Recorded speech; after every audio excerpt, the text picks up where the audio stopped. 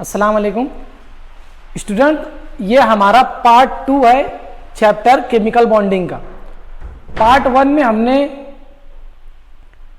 Chemical bond क्या होता है उसके बारे में पढ़ा था, कोजल लेविस थ्योरी क्या उसके बारे में पढ़ा था, और ऑक्टेट रूल क्या होता है उसके बारे में पढ़ा था। ये हमारा सेकंड वीडियो है, इसके अंदर हम पढ़ेंगे बॉन्ड की टाइप्स में पहली टाइप आयोनिक बॉन्ड। स्टूडेंट मैं आपको बता दूं कि जो बॉन्ड होते हैं, बॉन्ड की बहुत सारी टाइप होती है ना। जो केमिकल बॉन्ड होते हैं, केमिकल बॉन्ड्स, उसमें आयोनिक बॉन्ड होता है, कोवैलेंट बॉन्ड होता है, कोऑर्डिनेट बॉन्ड होता है, और मेटेलिक बॉन्ड और दूसरे भी बहुत सारे अट्रैक्शन इंटरैक्शन एटम्स के बीच में प्रेजेंट होते हैं। हम आज जो टॉपिक स्टार्ट करने वाले हैं वो है आयोनिक बॉन्ड के बारे में। अब सबसे पहले आयोनिक बॉन्ड होता क्या है, देखो मैंने यहां डेफिनेशन लिखा हूं, the bond which is form by complete transfer of electron. ये सबसे की पॉइंट है इस डेफिनेशन का, complete transfer of electron from one atom to other atom called as a ionic bond. Ionic bond के अंदर जो इलेक्ट्रॉन का transfer होता है वो एक एटम से दूसरे एटम तक कंप्लीटली होता है। अब ये कैसा होता है, हम ये जब एग्जांपल सॉल्व करेंगे, मतलब इससे रिलेटेड जो एग्जांपल होती है, जो आयोनिक बॉन्ड दिखाते हैं जो मॉलिक्यूल, उसके बारे में जब हम पढ़ेंगे तो आपको एकदम क्लियर हो जाएगा। पहले आप डेफिनेशन समझ लो अच्छी से कि the bond which is form by the complete transfer of electron, मतलब जो इलेक्ट्रॉन बॉन्ड फॉर्म करते हैं तो आयोनिक बॉन्ड के अंदर एक एटम से दूसरे एटम को इलेक्ट्रॉन कंप्लीटली ट्रांसफर हो जाता है, मतलब एक एटम दूसरे एटम को इलेक्ट्रॉन कंप्लीटली दे देता है। अब जिस एटम ने इलेक्ट्रॉन दिया उसने इलेक्ट्रॉन लूज किया, और जिस एटम ने इलेक्ट्रॉन लिया उसने इलेक्ट्रॉन को गेन किया है ना। हाँ, आगे क्या बोला है, the bond form between electropositive atom and electronegative atom like metal and non metal. देखो आयोनिक बॉन्ड की एक स्पेशलिटी होती है, या फिर आयोनिक बॉन्ड जो होता है वो ऐसे एलिमेंट्स के बीच में, ऐसे एटम्स के बीच में बनता है जिसमें एक एटम का नेचर होता है इलेक्ट्रोपॉजिटिव तो दूसरे एटम का नेचर होता है इलेक्ट्रोनिगेटिव। और उसको मैं सिंपली आपको और सिंपल कैसे बता सकता हूं कि एक एटम अगर मेटल रहेगा तो दूसरा एटम क्या रहेगा, नॉन मेटल। और एग्जांपल क्या दिया हूं, देखो मैंने यहां पे NaCl, HCl, CaCl2, ये तीन एग्जांपल मैंने दिया। ऐसे बहुत सारे मॉलिक्यूल कंपाउंड प्रेजेंट है जो आयोनिक बॉन्ड शो करते हैं। और अब हम क्या करेंगे कि आयोनिक बॉन्ड किस तरीके से बनता है उसको समझेंगे। तो चलिए स्टार्ट करते हैं। सबसे पहले फॉर्मेशन ऑफ NaCl है ना। NaCl एक, जैसे हम जिसको कॉमन सॉल्ट बोलते हैं है ना, नमक, तो उसके बीच में जो बॉन्ड होता है वो आयोनिक बॉन्ड होता है, और वो किस तरीके से आयोनिक बॉन्ड फॉर्म करता है उसके बारे में हम अभी देखेंगे। तो सबसे पहले तो हमको ये फॉर्मेशन पूरा समझने से पहले एक लीविस रिप्रेजेंटेशन समझना है।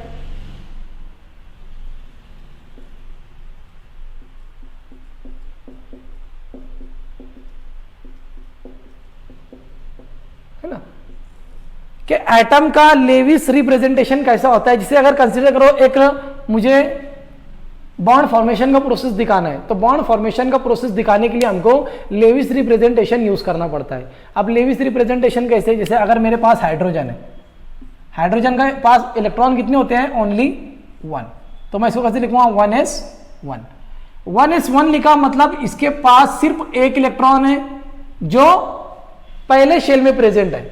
अब हाइड्रोजन के पास एक ही इलेक्ट्रॉन है तो वही उसका पहला शेल भी है और वही उसका आउटर मोस्ट शेल भी है। मतलब अगर मैं इसको बोलूं कि इसके आउटर मोस्ट शेल में कितने इलेक्ट्रॉन है, तो आउटर मोस्ट शेल में हाइड्रोजन के पास एक इलेक्ट्रॉन है।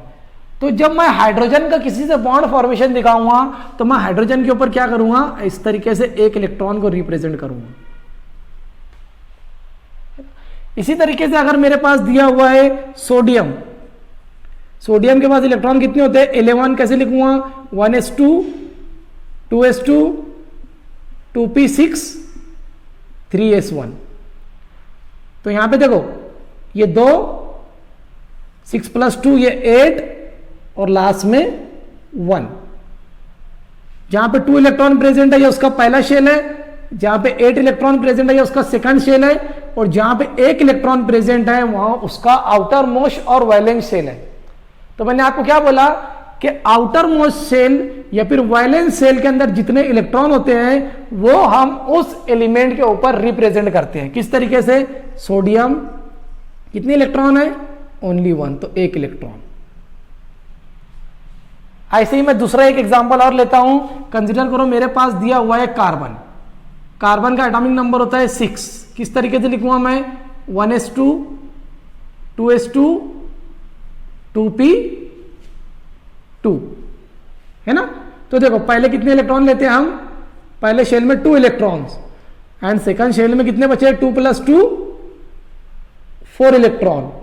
मतलब कार्बन का जो वैलेंस शेल है, जो आउटर मोस्ट शेल कार्बन का, उसके पास कितने इलेक्ट्रॉन है? 4 इलेक्ट्रॉन। तो मैं किस तरीके से रिप्रेजेंट करूंगा? ये कार्बन 1 2 3 4, है ना। मतलब आउटर मोस्ट शेल में, वैलेंस शेल में जितने इलेक्ट्रॉन प्रेजेंट होते हैं, जितने इलेक्ट्रॉन वहां पे मौजूद होते हैं, उतने इलेक्ट्रॉन को हमको उस एलिमेंट के ऊपर शो करना रहता है बॉन्ड फॉर्मेशन का प्रोसेस दिखाने के लिए, है ना। अभी लास्ट एग्जांपल लेता हूं, फिर मैं फॉर्मेशन ऑफ NaCl की तरफ आऊंगा। एक एग्जांपल और लेते हैं हम। जैसे कंसीडर करो मेरे पास दिया हुआ है क्लोरीन। क्या दिया हुआ है? क्लोरीन। क्लोरीन का एटॉमिक नंबर होता है 17। कैसे लिखूंगा मैं? 1s2 2s2 2p6 3s2 3p5, है ना। अभी हमको क्या करना है? 17 इलेक्ट्रॉन को डिवाइड करना है। कैसे? 2 8 8, है ना। 2 8 8 क्यों? क्योंकि वो उसकी शेल की कैपेसिटी के हिसाब से ना, तो या फिर स्टेबिलिटी के हिसाब से। तो कैसे मैं डिवाइड करूंगा? 2 8 7, है ना। 17 लेना है ना, तो 2 + 8 10। अब 10 17 लेना है तो कितने इलेक्ट्रॉन बचे? 7 इलेक्ट्रॉन। तो लास्ट आउटर मोस्ट शेल में कितने इलेक्ट्रॉन आ गए? 7 इलेक्ट्रॉन। अब ये जो 7 इलेक्ट्रॉन है ये उसके आउटर मोस्ट शेल के इलेक्ट्रॉन है, वही उसके वैलेंस शेल के इलेक्ट्रॉन है। तो मैं क्या करूंगा? क्लोरीन के ऊपर ये 7 इलेक्ट्रॉन शो करूंगा। किस तरीके से? ये क्लोरीन 1 2 3 4 5 6 और ये 7, है ना। तो आपको सबसे पहले तो जो भी एलिमेंट दिया गया है उसका आपको एटॉमिक नंबर पता होना चाहिए। एटॉमिक नंबर के बाद आपको उसकी इलेक्ट्रॉनिक कॉन्फ़िगरेशन लिखना है। अगर आप इलेक्ट्रॉनिक कॉन्फ़िगरेशन नहीं लिखते हो, डायरेक्टली शेल के फॉर्म में उसके इलेक्ट्रॉन शो करते हो, तो भी आप फॉर्मेशन दिखा सकते हो, है ना। जैसे यहां पे 11 इलेक्ट्रॉन थे ना, मैंने कैसे लिखा? 2। हाँ, तो सोडियम 11 इलेक्ट्रॉन है, 2 8 1, है ना। तो हम कितने इलेक्ट्रॉन दिखाएंगे उसके ऊपर? 1 इलेक्ट्रॉन दिखाएंगे, है ना। तो चलिए स्टूडेंट हम अब स्टार्ट करते हैं हमारा फॉर्मेशन ऑफ NaCl, है ना। तो अगर किसी को स्क्रीनशॉट लेना है तो ले लो, ताकि मैं ये वाला टॉपिक स्टार्ट करूं, है ना। ठीक है।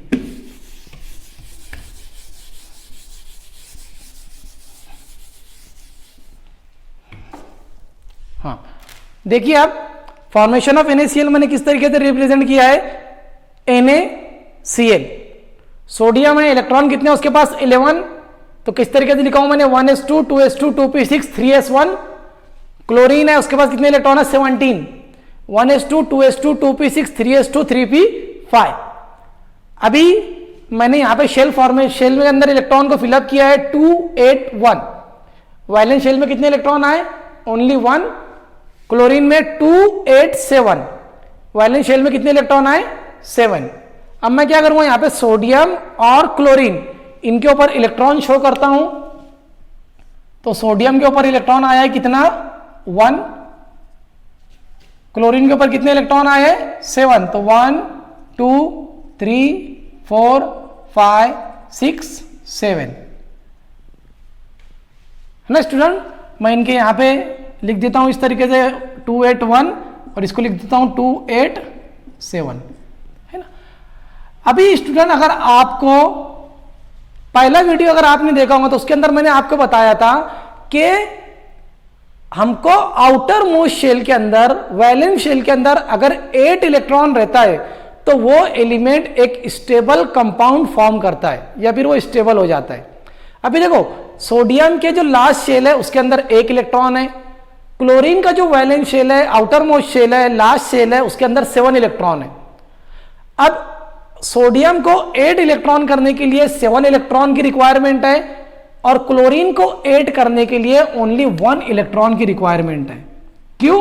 हमको आउटर मोस्ट शेल में कितने इलेक्ट्रॉन करना है? 8 इलेक्ट्रॉन, क्योंकि स्टेबिलिटी क्या बोलती है, ऑक्टेट रूल क्या बोलता है कि अगर आपके आउटर मोस्ट शेल में 1 इलेक्ट्रॉन रहता है तो वो एटम, वो कंपाउंड स्टेबल होता है। अभी देखो, तो अब मुझे ये बताओ आप कि अगर सोडियम के पास 1 इलेक्ट्रॉन है तो इसी को कोई 7 इलेक्ट्रॉन देगा क्या? कोई उसको 7 इलेक्ट्रॉन नहीं देगा।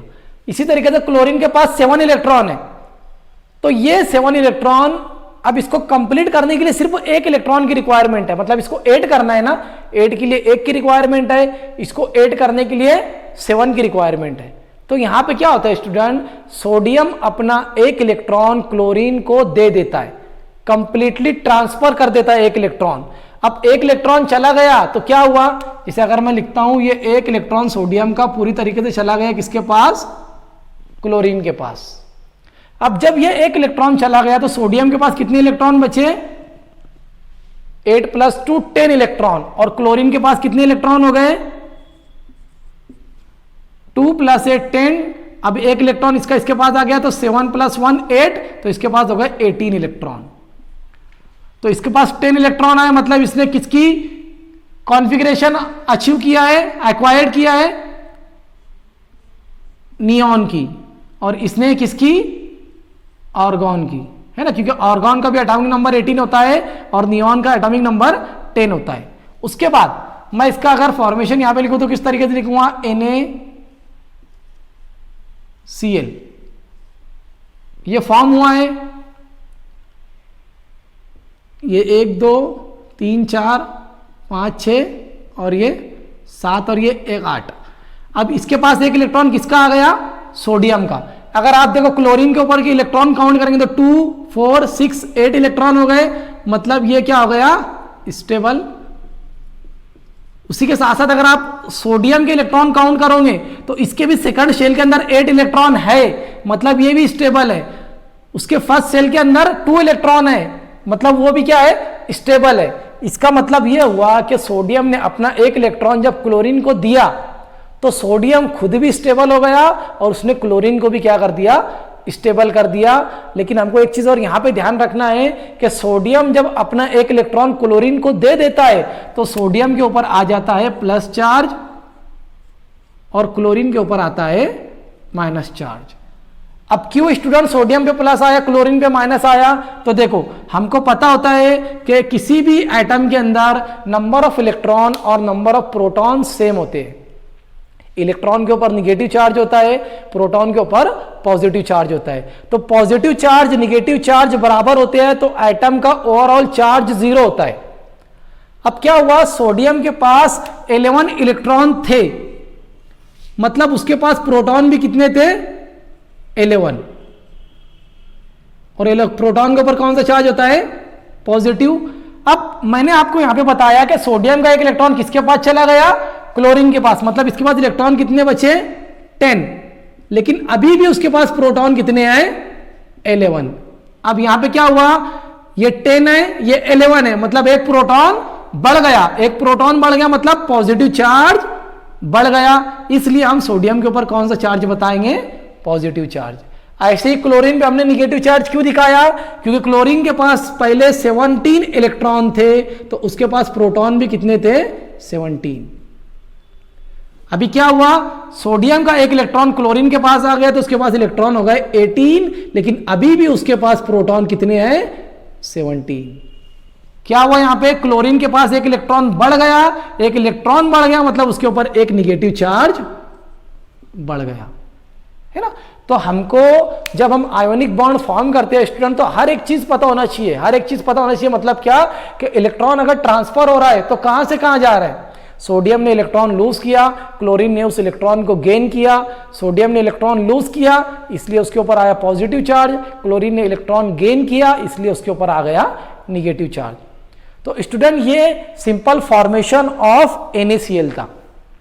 इसी तरीके से मैं एक एग्जांपल और ले लेता हूं, जैसे अगर मैं लेता हूं CaCl2, CaCl2 मतलब क्या, कैल्शियम क्लोराइड, है ना। अब उसके लिए हमको क्या पता होना चाहिए, कैल्शियम का और क्लोरीन का एटॉमिक नंबर। कैल्शियम का एटॉमिक नंबर कितना होता है 20, क्लोरीन का कितना होता है 17, है ना। अब किस तरीके से लिखूंगा मैं इसको, तो मैं डायरेक्टली शेल के फॉर्म में लिखता हूं 2 8 8 2, और क्लोरीन का कैसे लिखते हैं हम 2 8 1 सॉरी 7, है ना। 20 लिखना है ना मुझे, 2 + 8 10, 10 + 8 18, 18 + 2 20, क्लोरीन का 2 + 8 10, 10 + 7 17। अब हमारी इसके बाद की स्टेप क्या होती है कि जितने इलेक्ट्रॉन आउटर मोस्ट शेल में आए हैं उतने इलेक्ट्रॉन को क्या करना, उस एलिमेंट के ऊपर शो करना। चलो मैं शो करता हूं। कैल्शियम कितने इलेक्ट्रॉन है लास्ट में, देखो 2 इलेक्ट्रॉन है, तो मैं 1 इलेक्ट्रॉन यहां पे लिखता हूं, 1 इलेक्ट्रॉन इस तरफ लिख देता हूं।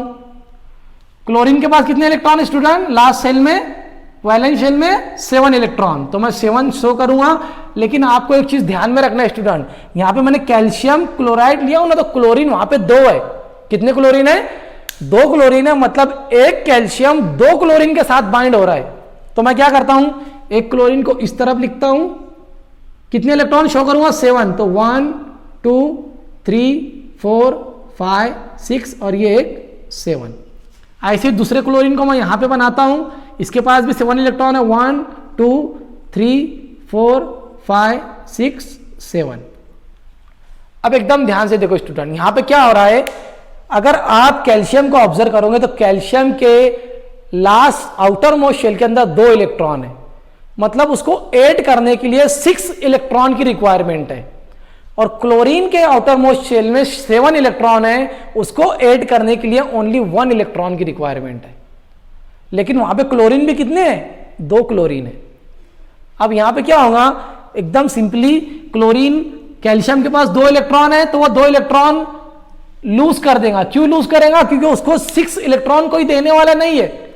अब एकदम सिंपल स्टूडेंट, उसको 2 इलेक्ट्रॉन लूज करना अच्छा रहेगा कि 6 इलेक्ट्रॉन उसको किसी से मांगना अच्छा रहेगा।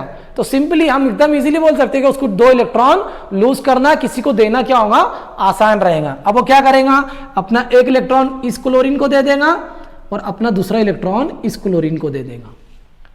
अब जब उसने अपना 1 इलेक्ट्रॉन इस क्लोरीन को दिया तो देखो तो स्टूडेंट क्लोरीन के पास कितने इलेक्ट्रॉन हो गए, काउंट करो आप, 2 4 6 एंड 2 8।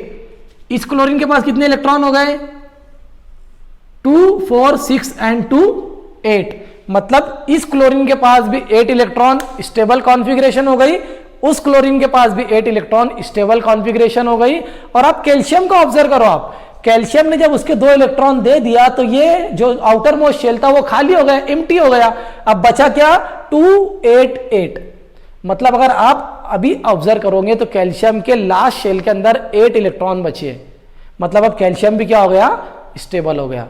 तो इस तरीके से स्टूडेंट आयोनिक बॉन्ड का फॉर्मेशन होता है, एक एलिमेंट, एक एटम दूसरे एटम को अपना इलेक्ट्रॉन कंप्लीटली दे देता है। अब मुझे आप सिर्फ इतना बताओ कि अगर कैल्शियम और क्लोराइड, यहाँ पे क्लोरीन प्रेजेंट था, तो पॉजिटिव चार्ज किस पे आएगा और निगेटिव चार्ज किस पे आएगा। तो सिंपल है स्टूडेंट, यहाँ पे पॉजिटिव चार्ज आता है कैल्शियम के ऊपर और निगेटिव चार्ज आता है क्लोरीन के ऊपर। क्यों, जिसने इलेक्ट्रॉन लूज किया उसके पास प्रोटॉन बढ़ गया, और प्रोटॉन बढ़ गया तो उसके ऊपर आएगा पॉजिटिव चार्ज। और क्लोरीन ने इलेक्ट्रॉन गेन किया तो क्लोरीन के ऊपर आएगा निगेटिव चार्ज। और यहां पे कितने क्लोरीन है, 2, तो मैं यहां 2Cl लिख देता हूं और उसके ऊपर निगेटिव चार्ज। अभी आप ऑब्जर्व करेंगे, मैंने यहां पे Na+ लिया था, एक चार्ज था। क्यों, क्योंकि उसने 1 इलेक्ट्रॉन लूज किया था, इसलिए उसके ऊपर सिर्फ +1 आया। यहां पे कैल्शियम के ऊपर मैंने लिखा हूं +2, Q+2 लिखा हूं क्योंकि उसने इस क्लोरीन को भी एक इलेक्ट्रॉन दिया है, उस क्लोरीन को भी एक इलेक्ट्रॉन दिया है, तो इसका +1 और इसका +1 हो जाता है +2। तो ऐसे ही अगर कोई एटम जितने ज्यादा इलेक्ट्रॉन लूज करेगा तो उसके ऊपर प्लस चार्ज भी उतना ज्यादा आता है। तो ये थी हमारी एग्जाम्पल फॉर्मेशन ऑफ NaCl और फॉर्मेशन ऑफ कैल्शियम क्लोराइड की। इसी तरीके से आप घर पे बहुत सारी इसकी एग्जाम्पल सॉल्व करते सकते हो, जैसे HCl को लेके और दूसरे KCl को लेके, है ना, बहुत सारी एग्जाम्पल आप घर पे भी सॉल्व कर सकते हो। ठीक है, हम यहाँ पे स्टॉप करते हैं। हमारा जो नेक्स्ट लेक्चर रहेगा पार्ट 3, उसमें हम इस चैप्टर के आगे का टॉपिक डिस्कस करेंगे। Thank you.